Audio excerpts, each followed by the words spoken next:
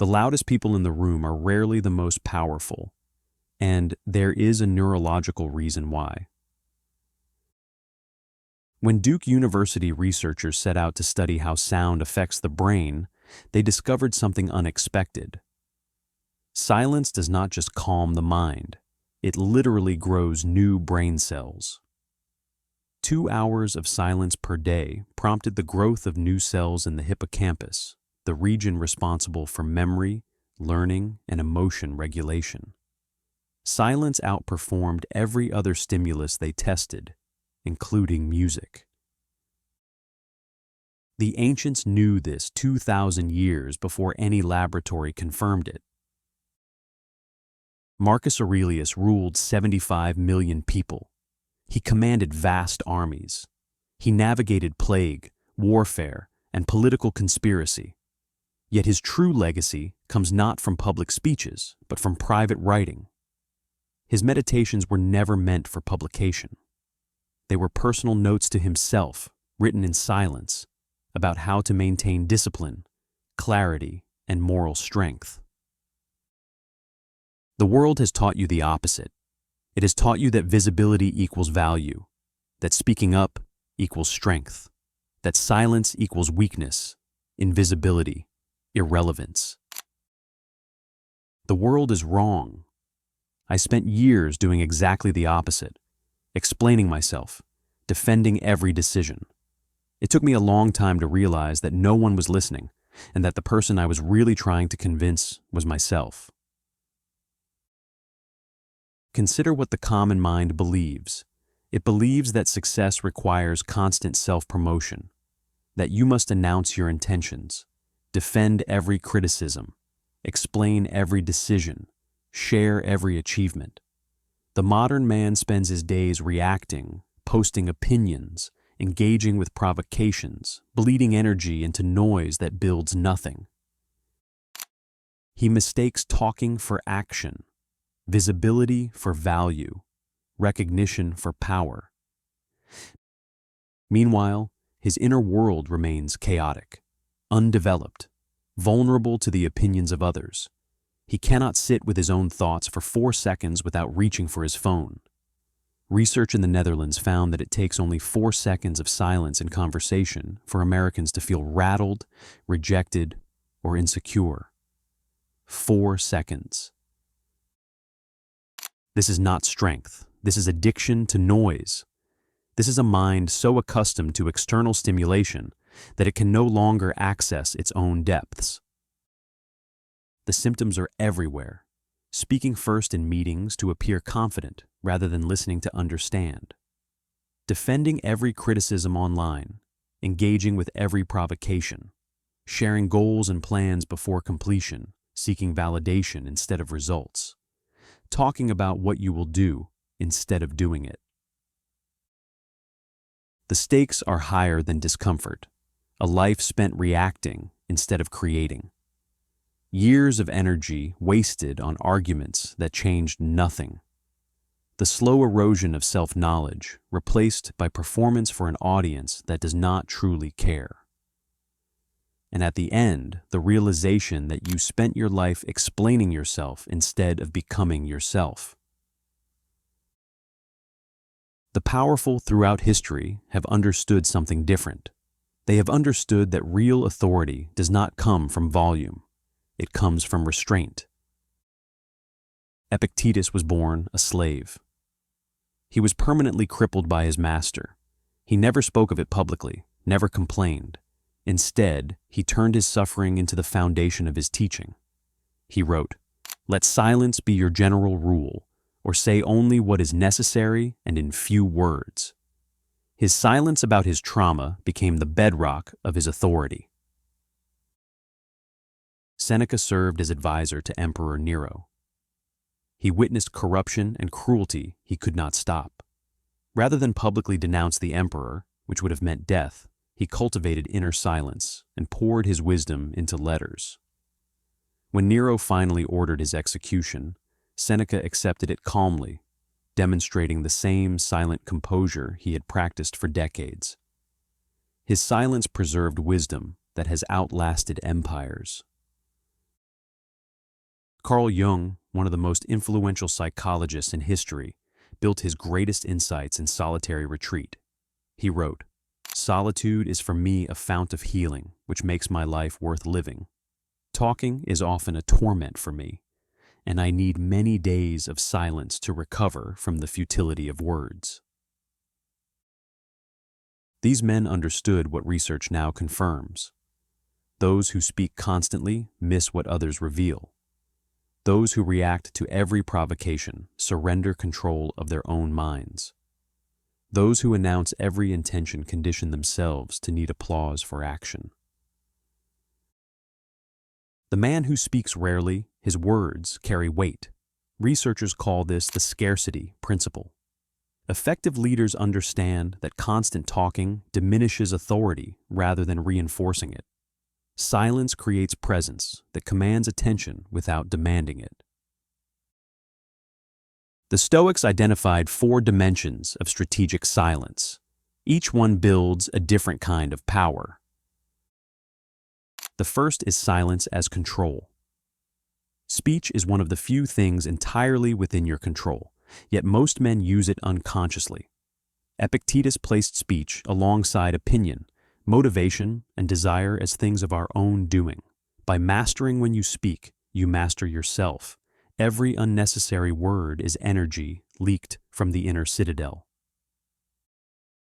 Marcus Aurelius faced this test in 175 AD. His most trusted general, Avidius Cassius, declared himself emperor after false reports of Marcus's death. The news reached Marcus while he was 1,000 miles from Rome, fighting Germanic tribes. Every advisor expected rage, public denunciation, fiery speeches to rally supporters. Marcus said almost nothing. He did not rage. He did not explain. He simply began marching toward the situation. In his private journal, he wrote notes about maintaining equanimity, about focusing on what he could control. When Cassius was killed by his own soldiers before Marcus arrived, Marcus ordered that the traitor's family be spared and his letters destroyed unread. He refused to engage in the drama that others would have fueled with words. He wrote, "The best answer to anger is silence." His restraint spoke louder than any speech ever could. The second dimension is silence as observation. Jung noted that loneliness does not come from having no people about one, but from being unable to communicate the things that seem important to oneself.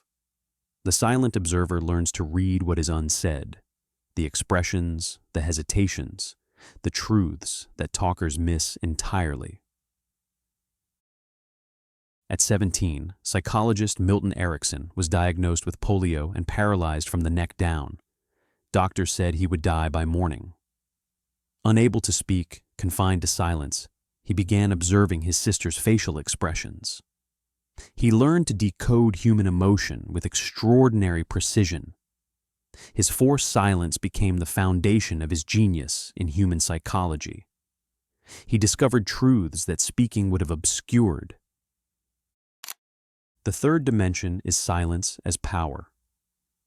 When someone speaks rarely, their words carry weight. This is not manipulation. This is physics. Scarcity creates value. The man who does not compete for attention often receives it most fully. The fourth dimension is silence as growth. True self-knowledge comes from distancing yourself from external noise and the roles you play, turning attention inward. Jung believed that individuation, becoming who you truly are, requires periods of isolation from what he called the undifferentiated and unconscious herd. The ancients left us more than philosophy. They left us a blueprint for dominance over the self. Subscribe to uncover what they knew. How does this translate to the decisions you face today? Consider 3 scenarios. Someone criticizes you publicly, at work, online, in front of people whose opinions you value. Your chest tightens, words rush to your throat, Every instinct screams, defend yourself. But here's what the Stoics understood. The moment you engage, you've already lost. Not the argument, something deeper. You've handed them control of your attention, your energy, your peace. The Stoic response is silence. Let the criticism stand. Focus on what you can control, your next action, your next result. Marcus wrote that the best answer to anger is silence. Your work will speak for itself. Your restraint demonstrates strength. The critic lacks. Second scenario. You achieve something significant. The urge rises to share it, post about it, tell everyone. The weak response is immediate announcement, seeking external validation that feels good momentarily but conditions you to need applause for action. The Stoic response is to say nothing. Let the achievement settle into your identity without external recognition. Speak of it only when directly relevant, if ever. Marcus wrote, "Waste no more time arguing about what a good man should be. Be one." Third scenario. You are in a conversation where everyone talks over each other. The weak response is raising your voice to compete, fighting for airtime, exhausting yourself in the noise. The Stoic response is withdrawal into observation. Watch the dynamics. When you speak, if you speak, say only what is necessary and in few words. Notice how your restraint creates a different kind of attention. These are not techniques for appearing powerful. These are practices for becoming powerful. The difference matters. Begin with the 3-second rule. Before responding to any provocation, criticism, or question, count to 3. Ask yourself whether this requires your words, whether speaking will improve the situation or merely satisfy your ego. If the answer is unclear, remain silent. Epictetus taught, first learn the meaning of what you say, and then speak. The pause creates space for wisdom to override impulse. Dedicate 1 hour each day to complete silence. No phone, no music, no conversation. Sit with your thoughts. Let the discomfort arise. Observe your mind without directing it. Research shows 2 hours promotes neurogenesis. Even 1 hour builds the capacity for stillness. For 30 days, do not announce any goal, plan, or intention before it is complete. Let your results speak. Notice how this changes your relationship with action. You will begin working for the work itself, not for the validation that announcements seek. In your next meeting or social gathering, consciously reduce your speaking by 50%. Instead, observe. Watch facial expressions. Notice who speaks to fill silence. Detect what is unsaid. You will learn more in 1 hour of observation than in 10 of talking. Before sleep, spend 10 minutes in complete silence reviewing your day. Ask yourself when you spoke unnecessarily, when silence served you, what you learned by observing that you would have missed by talking. Seneca practiced nightly self-examination. Marcus wrote his meditations as evening reflections. This practice has survived 2,000 years because it works. The mind you build today becomes the empire you rule tomorrow. Silence is not absence, it is presence. It is the space where your true self emerges, unperformed, undefended, unapologetic. Every great achievement began in quiet hours that no one witnessed. Every profound insight arrived in moments of stillness.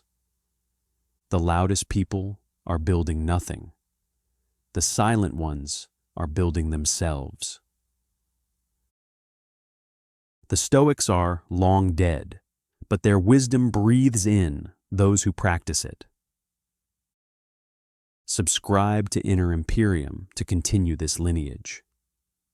And tell us in the comments, which truth struck deepest?